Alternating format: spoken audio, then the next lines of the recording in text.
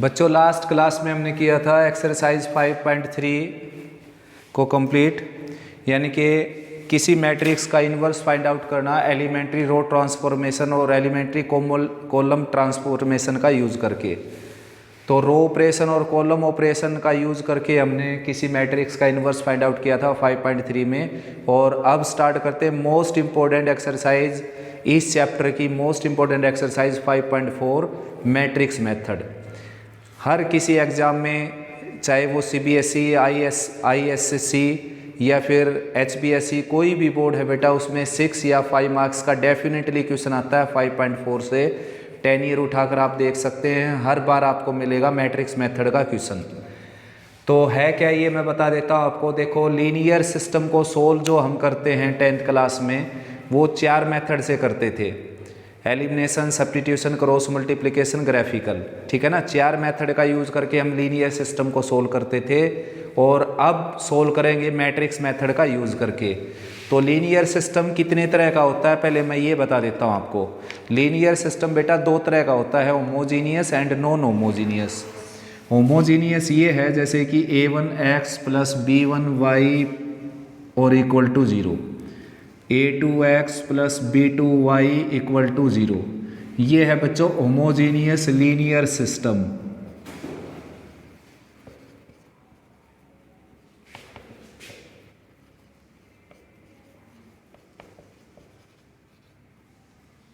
Homogeneous linear system, ठीक है ना।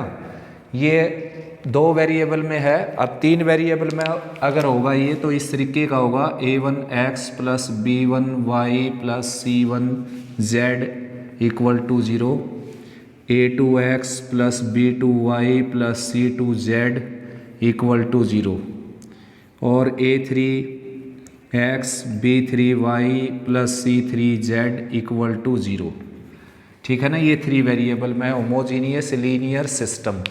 एक है non homogeneous linear system. Non homogeneous,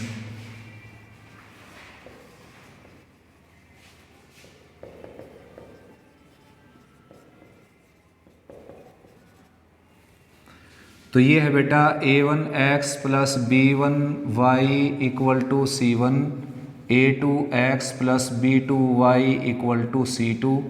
और 3 वेरिएबल्स में अगर मैं लिखूँ यहाँ पर तो वो है ax by + cz equal to d, ax + by + cz equal to d, ax + by + cz equal to d। यहाँ पर 1 2 3, यहाँ पर 1 1 1 2 2 2 और 3 3 3। कोफिशिएंट सेपरेट कर दिए बेटा मैंने। अब देखो ये सिस्टम होते हैं केवल 2, और ये मैं बिल्कुल गारंटी देता हूँ बेटा, इस कंसेप्ट को कोई भी क्लास का किसी भी स्टैंडर्ड का बच्चा सीख सकता है, चाहे वो 6th स्टैंडर्ड का हो, चाहे वो 11th का हो, 10th का हो, हर कोई सीख सकता है इसको। तो काफ़ी ईजी है, ध्यान से समझ लेना एक बार।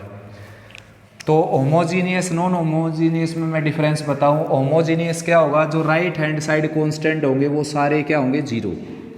मान लो अगर एक मैं नॉन 0 डाल देता हूं तो ये नॉन होमोजीनियस हो जाएगा। सभी को कांस्टेंट क्या हों जिसमें 0।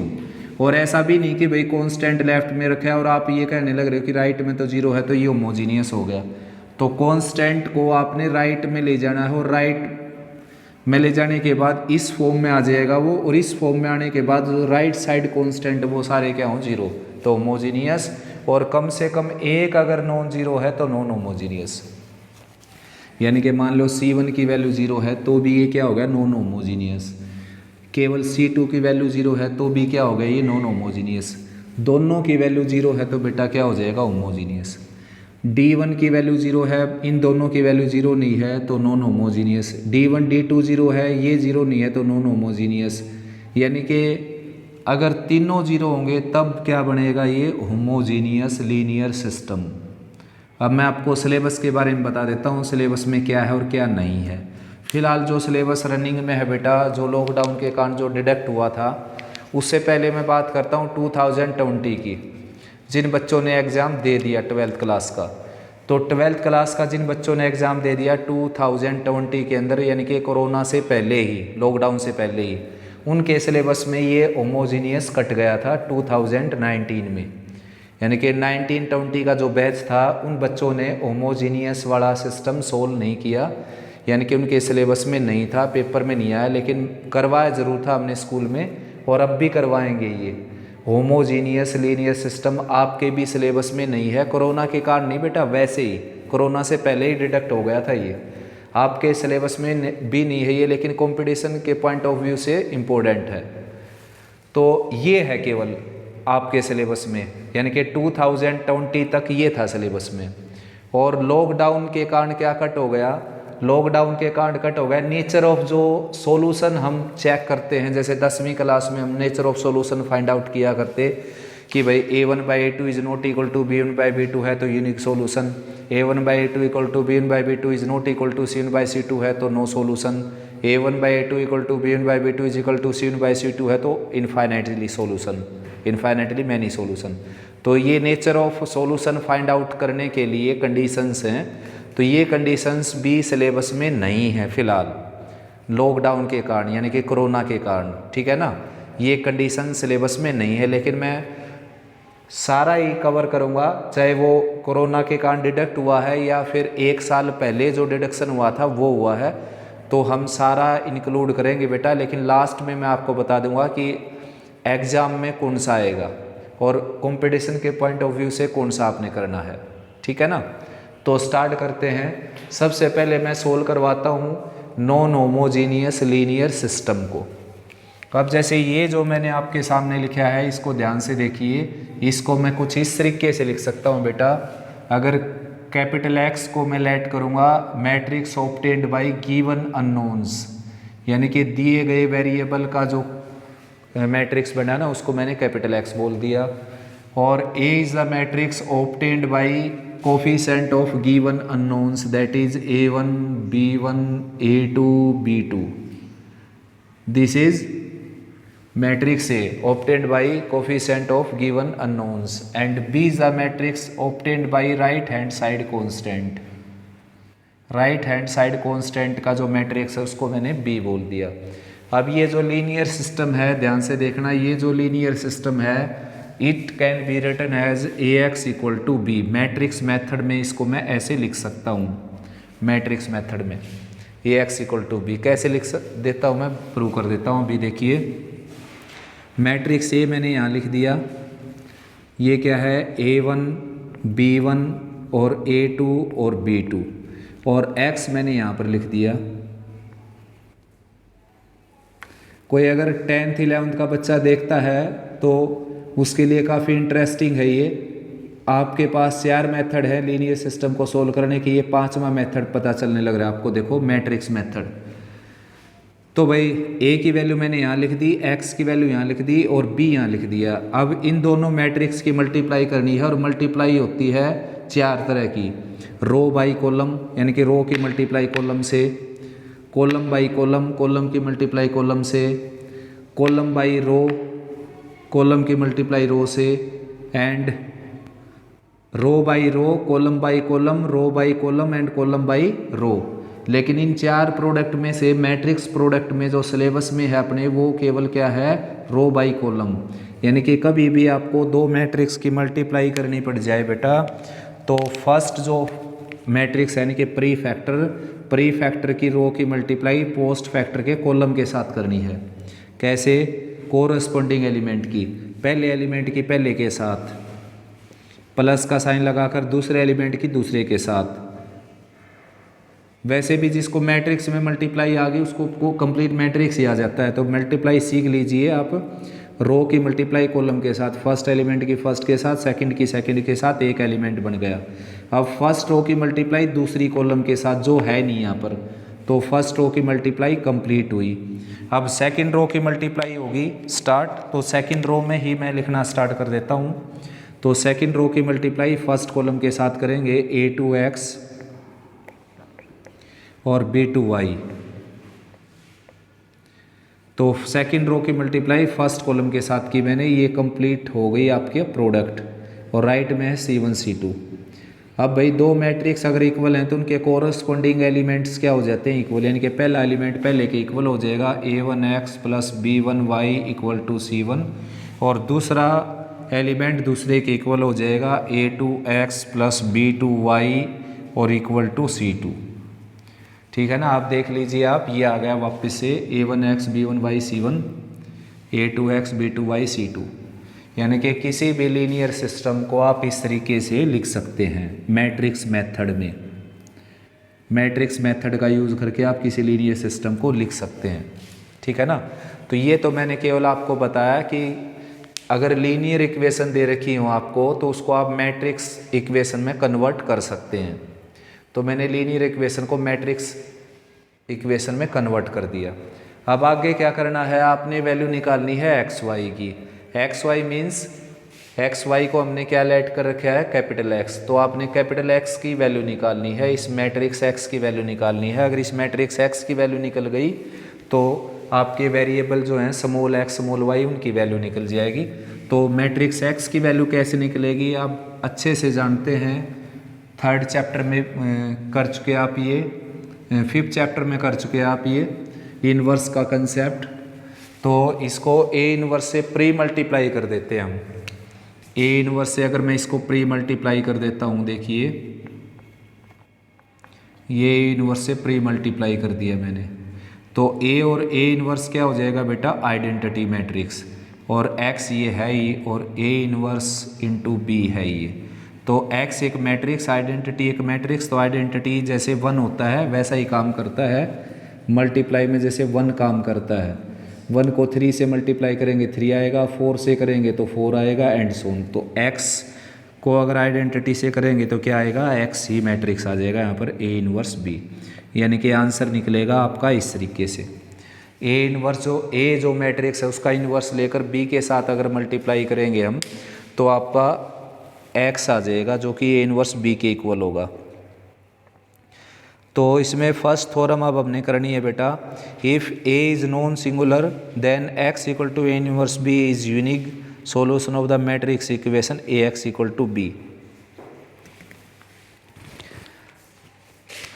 तो भाई अगर ए नॉन सिंगुलर है बेटा तो डिटर्मिनेंट ऑफ ए क्या है, not equal to 0, hence A inverse exist.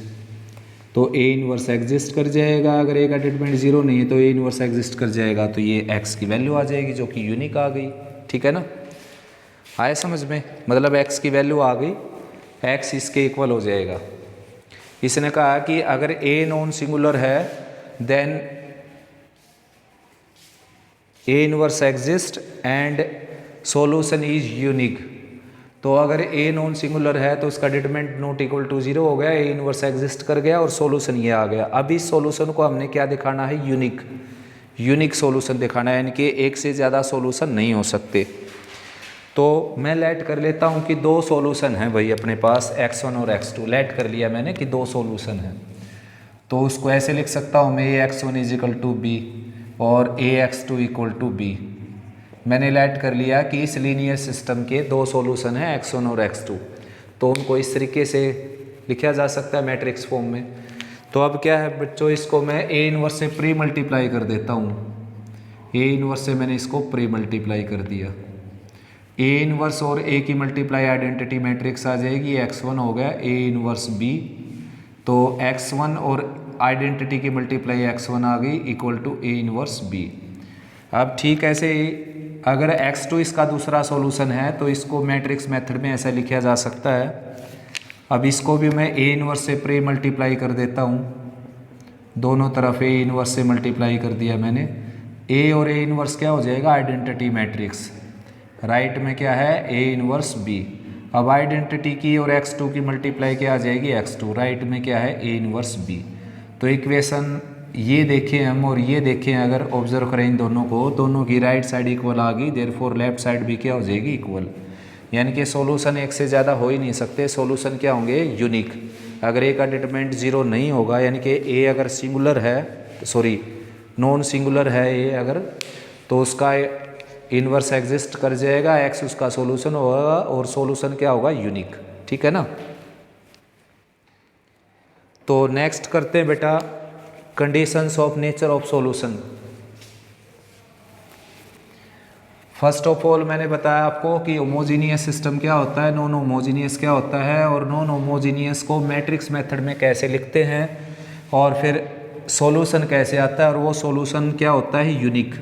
अगर सॉल्यूशन एग्जिस्ट करता है तो सॉल्यूशन क्या हो जाएगा, यूनिक। कब होगा, जब ए का डिटरमिनेंट क्या आ जाएगा, नॉट इक्वल टू 0। तो नेचर ऑफ सॉल्यूशन के बारे में अगर मैं बात करूं, देखिए तो ये है, अगर determinant of A is not equal to 0 है बच्चों, तो सिस्टम हो जाएगा कंसिस्टेंट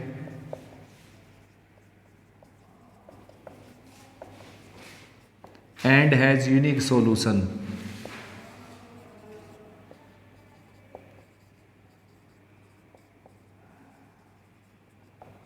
सिस्टम कंसिस्टेंट हो जाएगा और सॉल्यूशन हो जाएगा यूनिक। और अगर ए का डिटरमिनेंट 0 है तो सिस्टम में और मे नोट बी कंसिस्टेंट। फिर क्या करना पड़ेगा आपको, एडजॉइंट ऑफ ए की बी के साथ मल्टीप्लाई चेक करनी पड़े। हाँ, determinant of A equal to 0, ये नॉट इक्वल टू 0 और ये इक्वल टू 0। तो इसके केस में आपको एडजॉइंट ऑफ ए की और बी की मल्टीप्लाई चेक करनी पड़ेगी बेटा। वो अगर 0 आ जाती है तो infinitely many solution, infinitely many solution.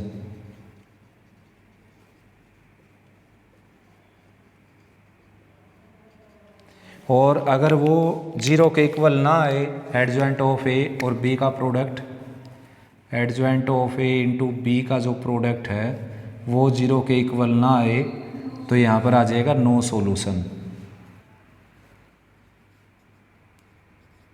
System यहाँ पर होगा इनकंसिस्टेंट।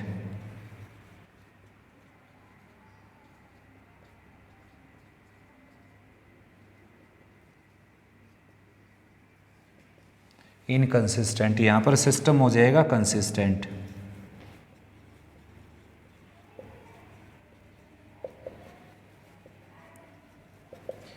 तो ये है नेचर ऑफ सॉल्यूशन के लिए कंडीशंस। एक बार अच्छे से पढ़ सकते हो बेटा इनको।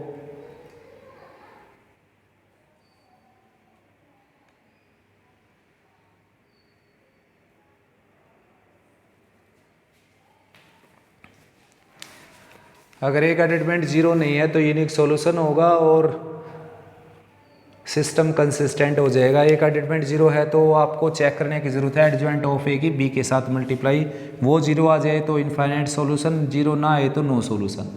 ठीक है ना, नॉन होमोजीनियस का है ये। और होमोजीनियस का तो इससे भी काफ़ी इजी हो जाएगा, वो बाद में बात करेंगे। अभी फ़िलहाल एक बात और मैं बताऊँ आपको, फ़िलहाल जो सिलेबस है आपके CBSE बोर्ड का, वो ये है कि केवल ये पोर्शन आपके सामने आएगा एग्ज़ाम में, केवल ये पोर्शन। ये कभी नहीं आएगा बेटा नो सॉल्यूशन वाला और इनफाइनाइट सॉल्यूशन वाला नहीं आएगा आपके सिलेबस में, केवल ये यूनिक सॉल्यूशन वाला आएगा। और ये अब से नहीं है बेटा, ये लॉकडाउन से, कोरोना से पहले का ही सिलेबस है ये। मतलब केवल यूनिक सॉल्यूशन ही बचा हुआ है सिलेबस में से, ये दोनों डिडक्टेड हैं 2019-20 से।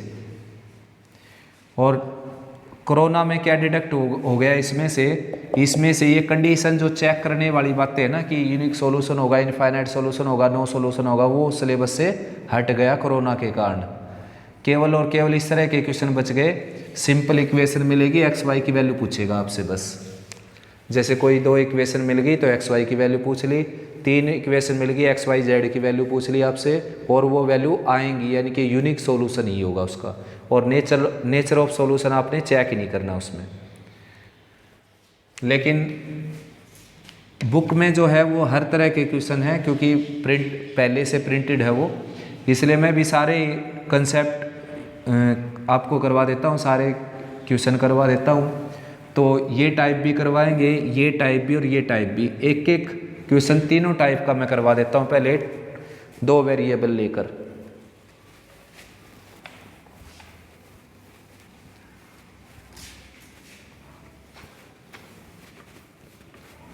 तो स्टेटमेंट में बुक में से ही उठा लेता हूँ बेटा, साथ साथ एक्सरसाइज के क्वेश्चन भी कंप्लीट हो जाएंगे।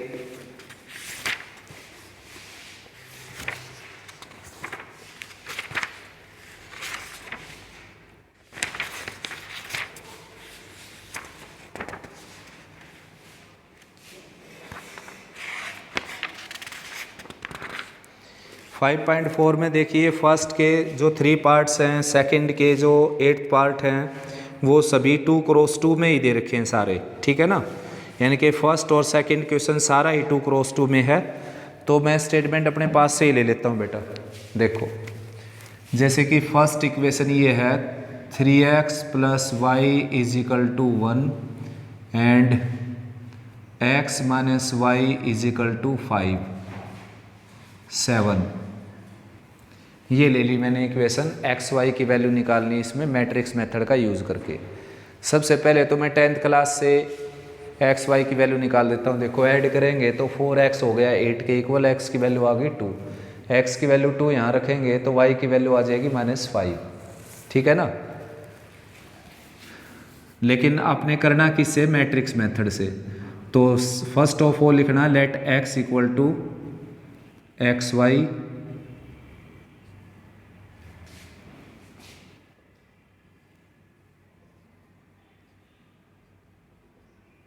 ये a हो गया और ये b हो गया 1 7।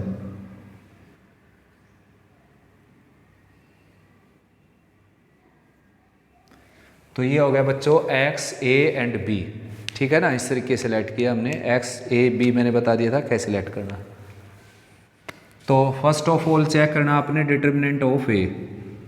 डिटर्मिनेंट ऑफ a आ गया बेटा -3। इन दोनों का प्रोडक्ट कर दीजिए और माइनस लगाकर इन दोनों का प्रोडक्ट, जो कि कितना आ गया -4।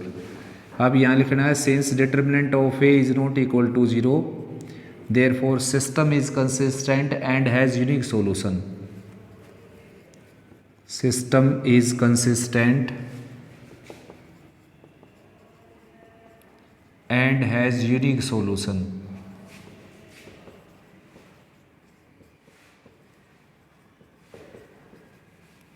और वो सॉल्यूशन डिफाइंड किससे? x = a इनवर्स b से। यानी कि a इनवर्स की b के साथ मल्टीप्लाई करने से आपका आंसर आएगा। तो a इनवर्स आपने कैसे फाइंड आउट करना है बच्चों? माइनर कोफैक्टर निकाल कर, ठीक है ना। कोफैक्टर का मैट्रिक्स बनाकर फिर उसका ट्रांसपोज लेकर एडजवेंट आ जाएगा आपका, और फिर आपने a इनवर्स निकालना। मैं डायरेक्ट निकाल देता हूँ, इन दोनों के प्लेस चेंज कर देता हूँ मैं, और इन दोनों के साइन चेंज कर देता हूँ। ये आ जाएगा मेरा एडजवेंट ऑफ a, और एडजवेंट ऑफ a को इस नंबर से यानी कि डिटरमिनेंट ऑफ a से अगर मैं डिवाइड कर दूँ तो ये आ जाएगा a इनवर्स। b क्या है मेरे पास? 1 7। अब बस मल्टीप्लाई करनी है और आंसर निकालना है। रो की मल्टीप्लाई कॉलम के साथ, तो ये होगी -1 -7 यानी कि -8। अब सेकंड रो की मल्टीप्लाई -1 और +21, तो 21 -1 ये हो जाएगा 20। 4 से -4 से इसको कैंसिल कर देंगे हम, तो ये आ जाएगा यहाँ पर 2 और ये आ जाएगा -5। -4 से डिवाइड करना बेटा, तो 2 एंड -5। तो x की वैल्यू क्या आ गई? कैपिटल X को आप ऐसे लिख सकते हो, और ये आ गई आपकी 2 एंड -5। तो कैपिटल X की वैल्यू आ गई 2 और y स्मॉल x की वैल्यू आ गई 2 और y की वैल्यू आ गई -5। ये आपका कंप्लीट क्वेश्चन हो गया। अब आपने वेरिफिकेशन और करनी इसकी लास्ट में, ताकि पक्का हो जाए कि मार्क्स मिल जाएंगे आपको। तो x की वैल्यू 2 और y की वैल्यू -5 यहाँ रख दीजिए। ये लेफ्ट राइट इक्वल हो जाएगा, ठीक। यहाँ पर भी रखना आपने, तो लेफ्ट राइट इक्वल हो जाएगा। तो ये आंसर बिल्कुल क्या हो गया? करेक्ट, ठीक है ना। तो मैट्रिक्स मेथड का यूज़ करके मैंने लीनियर सिस्टम को सोल्व किया जिसमें 2 वेरिएबल थे और जिसका यूनिक सॉल्यूशन था। अब ऐसे को सोल्व करता हूँ मैं जिसमें नो सॉल्यूशन है, जिस सिस्टम का नो सॉल्यूशन है। नो सॉल्यूशन वाला काफ़ी इजी है, शॉर्ट भी है इससे। जैसे कि यह है 3x - y = 1 और यहाँ पर है 6x - 2y = 7। तो भाई कैपिटल X हो गया आपका यहाँ पर xy, A मैट्रिक्स हो गया यहाँ पर 3 -1 एंड 6 -2, और B मैट्रिक्स हो गया यहाँ पर 1 7। तो first of all we need to check determinant of A। तो डिटर्मिनेंट ऑफ A चेक करें अगर, तो इन दोनों का प्रोडक्ट हो गया -6, और माइनस का साइन लगाना होता है। इन दोनों का प्रोडक्ट हो गया -6 माइनस प्लस यानी कि 0। अब डिटरमिनेंट ऑफ जीरो आ गया तो सिस्टम में और मे नॉट बी कंसिस्टेंट, यानी कि we need to check adjoint of A into B. Adjoint of A into B check करना पड़ेगा आपको। We need to check adjoint of A into B. तो एडजॉइंट ऑफ ए क्या आपके पास, मैं direct निकाल देता हूँ, इन दोनों के प्लेस चेंज कर दे और इन दोनों के साइन चेंज कर दें अगर, तो ये आ जाएगा एडजॉइंट ऑफ ए। और बी है 17, तो मल्टीप्लाई की ये हो गया -2, ये हो गया +7 यानी कि 5, और ये हो गया -6, ये हो गया 21। तो 21 - 6 क्या बच गया। अब देखिए बेटा, अब आपने ये डिसाइड करना है, ये चेक करना है कि ये जीरो है या नहीं। तो ये नॉन जीरो है भाई, क्योंकि कोई मैट्रिक्स जीरो तभी होगा जब उसके सभी एलिमेंट जीरो हो जाएंगे। अगर उसका हर कोई एलिमेंट जीरो हो जाएगा बेटा, तभी वो मैट्रिक्स क्या होगा, जीरो। तो हर कोई एलिमेंट उसका जीरो होगा। तो मान लो उसमें 10 एलिमेंट है तो 10 के 10 एलिमेंट जीरो होंगे, तभी मैट्रिक्स को जीरो बोल सकते हैं हम।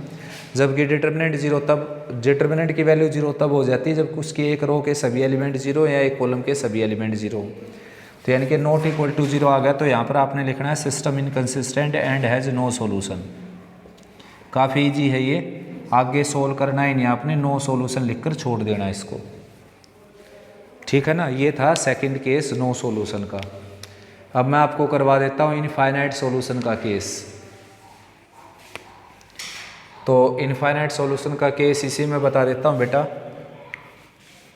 इसको चेंज कर देता हूँ मैं, यहाँ पर लिख दिया मैंने 2, तो इसमें आ गया यहाँ पर 2। तो ठीक ऐसे एक डिटरमिनेंट जीरो आ गया, चेक करने की ज़रूरत है इसको, adjoint of A into B को। तो इसका प्रोडक्ट किया मैंने, देखो -2 + 2 ये आ गया 0, और ये आ गया -6 + 6 ये भी क्या आ गया 0, यानी कि adjoint of A into B आ गया 0। तो system consistent and has infinite solution. System is consistent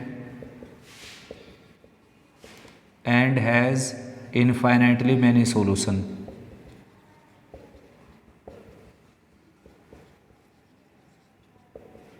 अब वो सॉल्यूशन आपने फाइंड आउट भी करने हैं।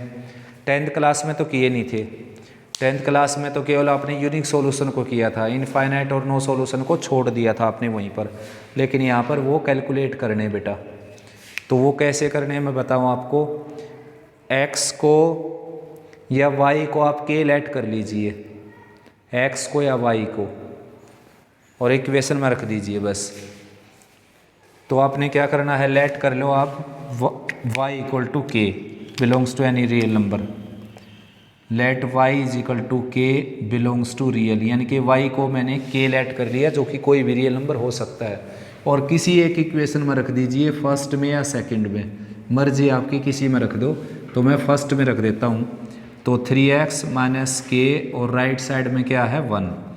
तो x की वैल्यू आ गई मेरे पास k + 1/3 and k belongs to real number. Infinite solution कैसे हुए देखो, अगर x की जगह मैं y की जगह अगर मैं 1 लेता हूँ तो x की वैल्यू आ जाएगी 2/3, y की जगह 2 लेता हूँ तो x की वैल्यू आ जाएगी 3/3 1, y की जगह 4 लेता हूँ तो x की वैल्यू आ जाएगी 5/3 एंड सो ऑन। यानी कि इनफाइनाइट वैल्यू आ जाएंगी k की, हर किसी रियल वैल्यू के लिए इनफाइनाइट वैल्यू हो जाएंगी x और y की। तो भाई 2 वेरिएबल में मैंने तीनों क्वेश्चन को सोल्व कर दिया, इनफाइनाइट को, नो को और यूनिक सॉल्यूशन को। अब मैं अपने पास से एग्जांपल लेकर 3x3 में, यानी कि 3 वेरिएबल में भी इन तीनों तरह के क्वेश्चन को सोल्व कर देता हूँ, ठीक है ना। फिर आपकी प्रैक्टिस बच जाएगी इसमें। यहाँ पर आप x को भी लेट कर सकते हो बेटा, मर्जी है आपकी। हाँ, बुक वाले ने क्या है, आप अगर 2x2 का एग्जाम्पल देखेंगे, यानी कि जिसमें 2 वेरिएबल हैं, तो बुक वाले ने हर जगह क्या है y को k ले रखा है, लेकिन आप x को भी k ले सकते हो। x को k लेट कर लीजिए और इसमें रख दीजिए या इसमें रख दीजिए, सेम ही वैल्यू आएगी, क्योंकि सेम इक्वेशन है बेटा दोनों। ये इसको 2 से मल्टीप्लाई कर दूँ मैं ऊपर वाले को, तो नीचे वाली आ जाएगी। तो नेक्स्ट करते हैं भाई 3 वेरिएबल का क्वेश्चन।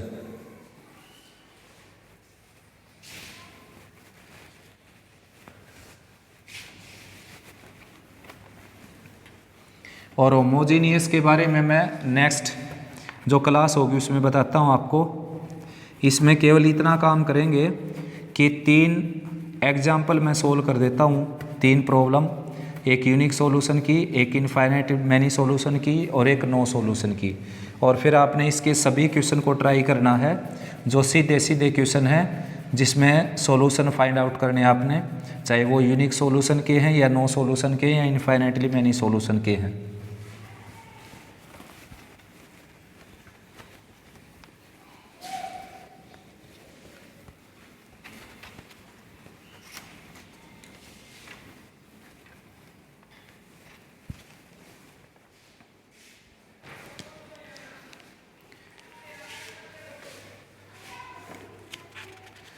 तो भाई 5.4 का मैं अब क्वेश्चन करवाता हूँ आपको जिसमें यूनिक सॉल्यूशन, और बुक से स्टेटमेंट उठा लेता हूँ बेटा ताकि आपका एक क्वेश्चन भी कंप्लीट हो जाए।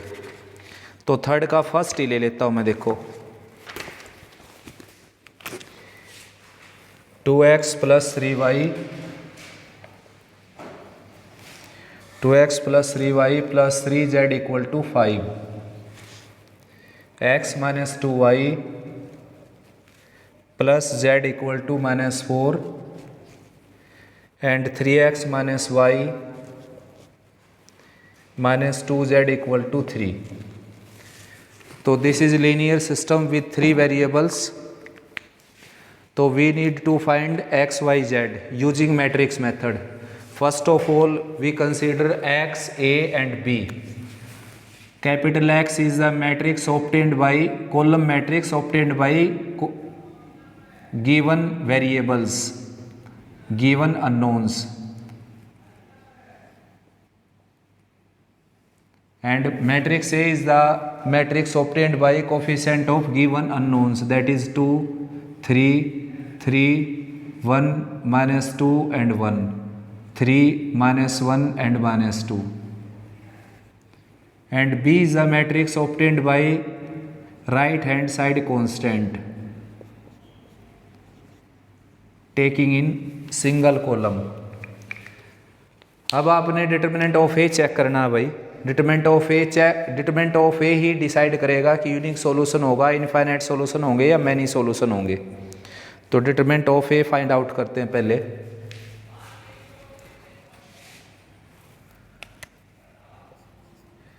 तो मैंने इसको एक्सपेंड कर दिया फर्स्ट रो से, taking 2 common, leave this row and this column, we have -2, 1 and -1, -2.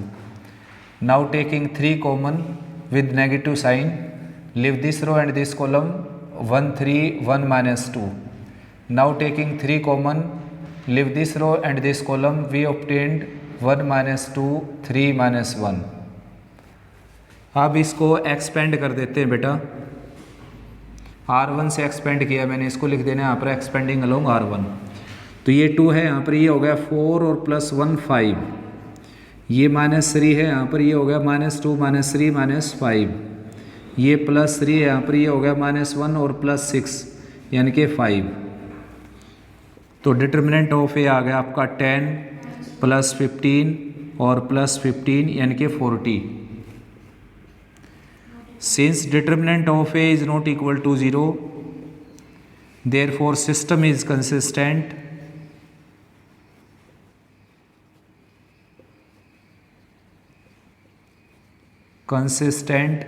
and has unique solution.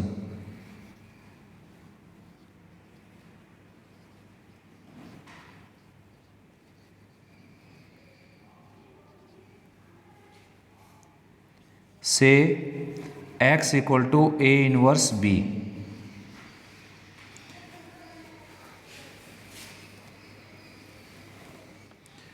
तो भाई ये तो हमने नेचर ऑफ सॉल्यूशन ही चेक किया अभी।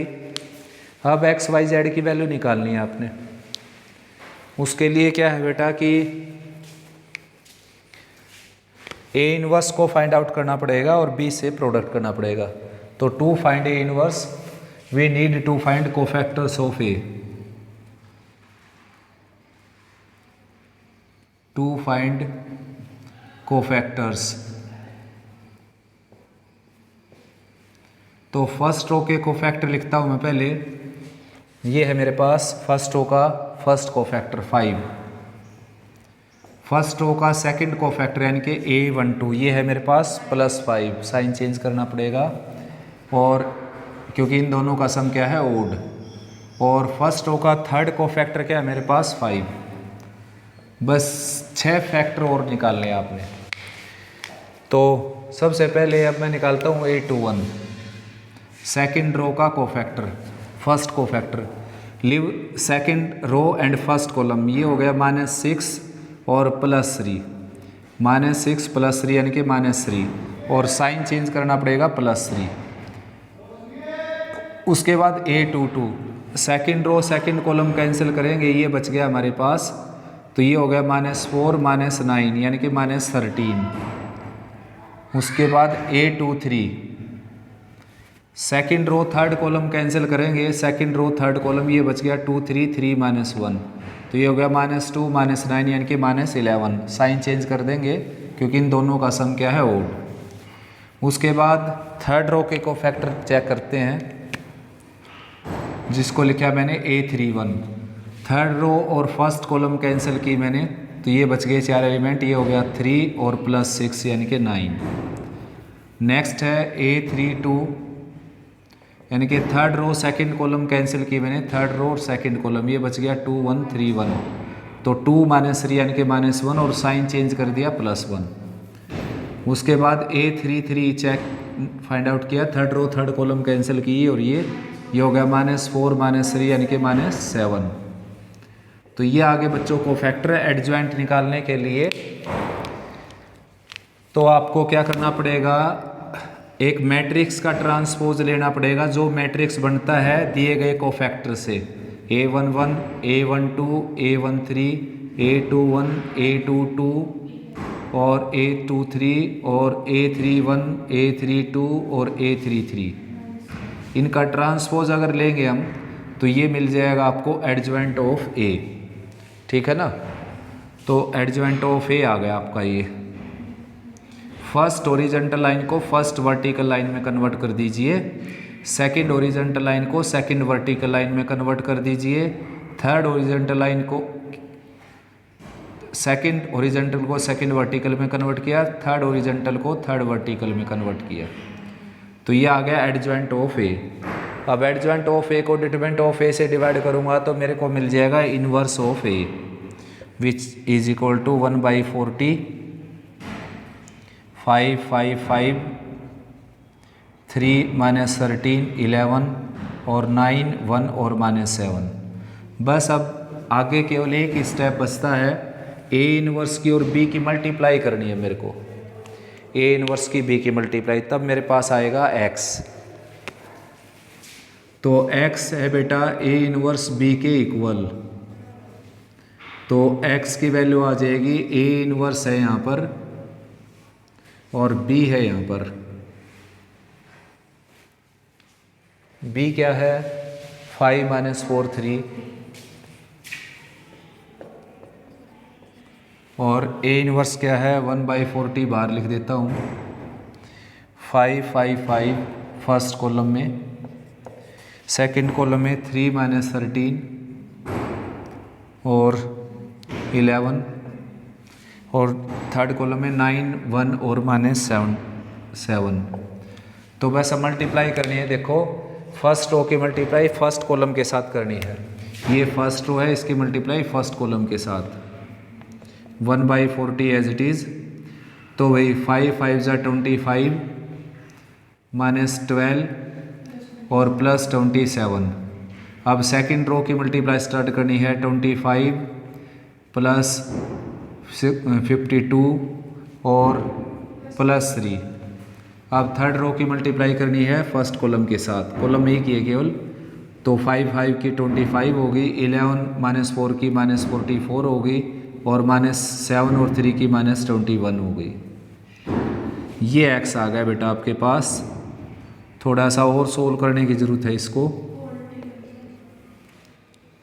तो ये आ गया 40, 25 और 27 हो गया 52, 52 में से 12 गया 40, ये आ गया 28 और 52 यानी कि 80,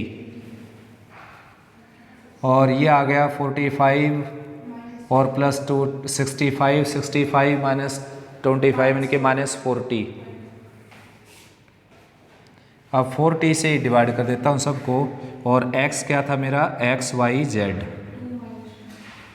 तो इनको 40 से अगर मैं डिवाइड करूँ तो 1 2 और -1।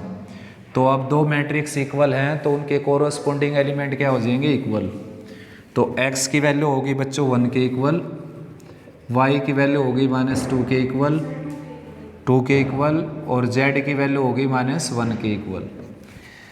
ये वैल्यू आपकी जो आई हैं ये आपने वेरीफाई करनी है स्टेट में इसमें रख के। x की जगह रखे हमने 1, y की जगह 2 और z की जगह -1, टोटल करेंगे तो 5 आ जाना चाहिए। यहाँ पर केवल एक इक्वेशन में नहीं रखना, अपने तीनों में रखना है। बाई चांस ऐसा हो सकता है कि एक को सेटिस्फाई कर जाए बाकी को ना करे, कोई मिस्टेक हो गई हो तो अगर इसमें बीच में, ठीक है ना। तो सेकंड में यहाँ पर रखेंगे 1 2 और -1, ये क्या आ जाएगी -4। इसमें रखेंगे 1 2 और -1, ये क्या आ जाएगी 3। यानी कि लेफ्ट राइट तीनों इक्वेशंस की क्या हुई, सेम। तो इस तरीके से मैट्रिक्स मेथड से यूनिक सॉल्यूशन आप निकाल सकते हैं बेटा। है मैं आपको एक केस और बता देता हूँ नो सॉल्यूशन का, और दूसरा केस इनफाइनाइटली मैनी सॉल्यूशन का।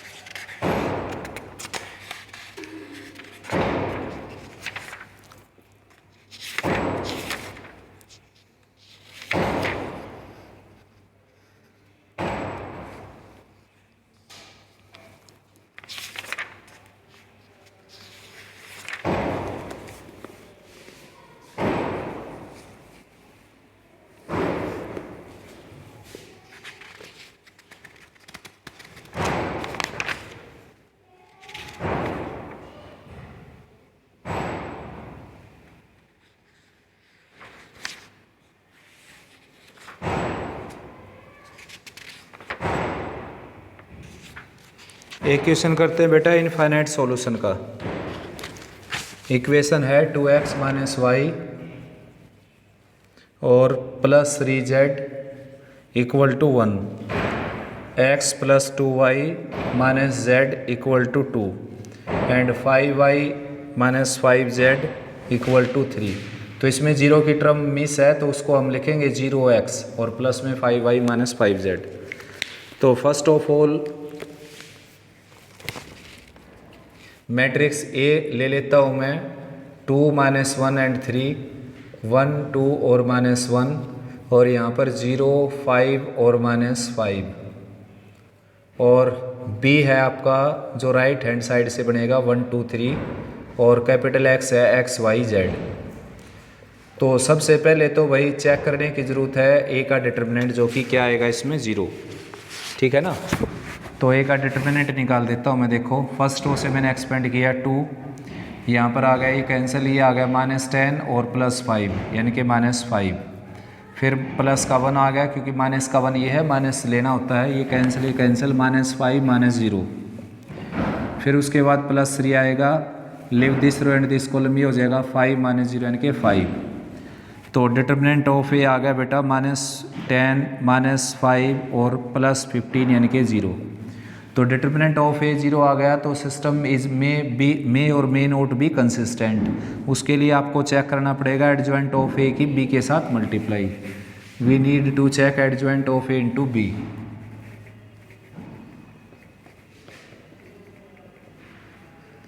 तो उसके लिए मैं कोफैक्टर निकाल देता हूं, इसके सभी cofactors.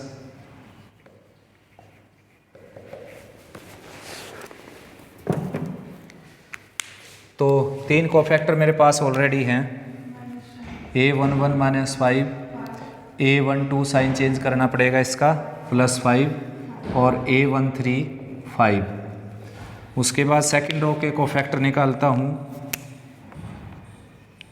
Second row first column को कैंसिल किया, 5 - 15 यानी कि -10 +10 करना पड़ेगा, साइन चेंज करना A22। Second row second column cancel की, -10 - 0 यानी कि -10।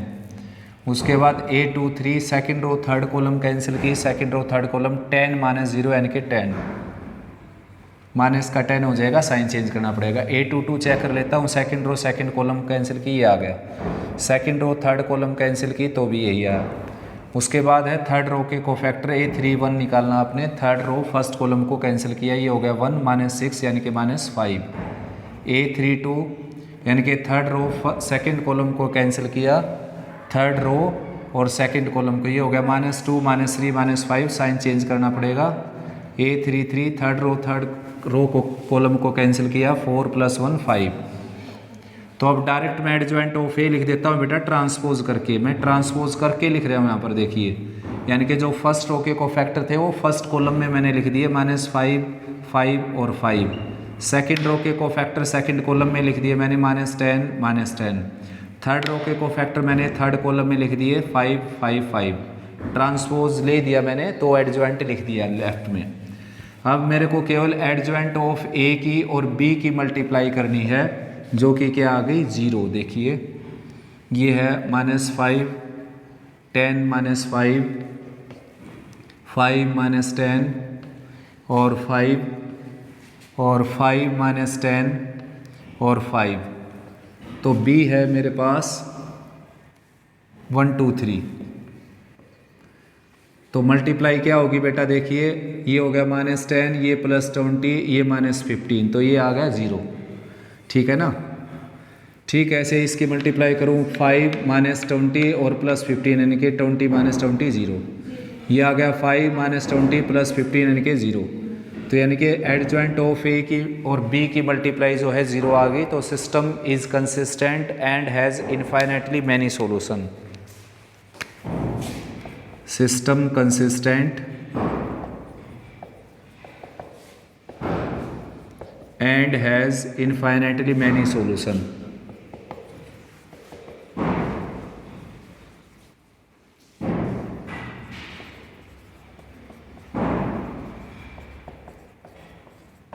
सिस्टम कंसिस्टेंट है और उसके सॉल्यूशन इनफाइनाइटली। तो अब सोल्व करने का क्या तरीका है, पहले मैं अपना बता देता हूँ अपना मेथड, और वो मेथड आप यूज़ कर सकते हैं एग्जाम में। मार्क्स की 100% की गारंटी मेरी है बेटा, ठीक है ना। 100% की गारंटी है मेरी कि मार्क्स ज़रूर आएंगे आपको।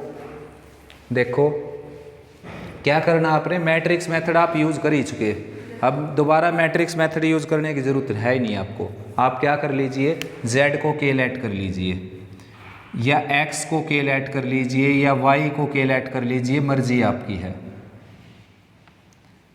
x y z में से किसी को एक को कैलकुलेट कर लीजिए और किसी दो इक्वेशन में पुट कर दीजिए उसको, किन्हीं दो इक्वेशन में। तो मैंने फर्स्ट और सेकंड में पुट कर दिया, तो ये हो गया 2x - y और 1 - 3 के राइट में भी ले गया मैं z की जगह के भर के, और यहाँ पर हो गया x + 2y और राइट में हो गया 2 + k। 2 है ये और ये z है, तो यहाँ पर लिख देना put z = k in equation first and second. तो यहाँ पर आप 10th क्लास का मेथड लगाकर एक्स वाई की वैल्यू निकाल दीजिए, कोई प्रॉब्लम नहीं, क्योंकि मैट्रिक्स मेथड आप ऑलरेडी यूज़ कर चुके, ठीक है ना। 10th क्लास का मेथड हमने वहाँ पर भी यूज़ किया था 2x2 में, जिसमें इनफाइनाइट सॉल्यूशन थे।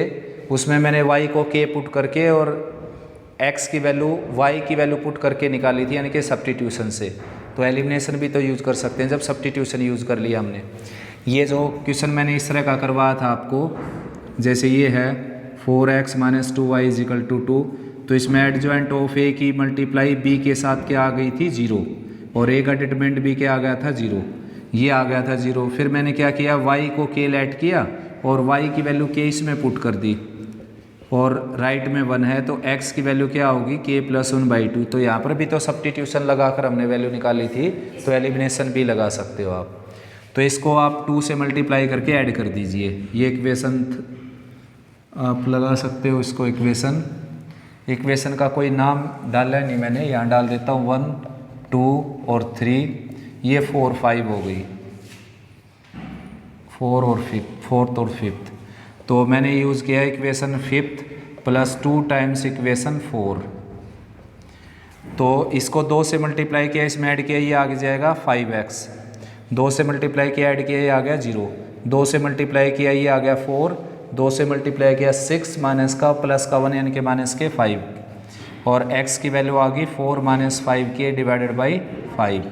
x की वैल्यू यहाँ रख दीजिए या यहाँ रख दीजिए, y की वैल्यू मिल जाएगी आपको, या फिर दोबारा से इसको 2 से मल्टीप्लाई करके सब्ट्रैक्ट कर दीजिए, y की वैल्यू मिल जाएगी। तो y की मैं डायरेक्ट वैल्यू निकाल देता हूँ, इसको मैंने 2 से मल्टीप्लाई कर दिया और सब्ट्रैक्ट कर दिया, सब्ट्रैक्ट करूँगा तो ये आ जाएगा -2x माइनस 4y, यानी कि ये आ जाएगा -5y।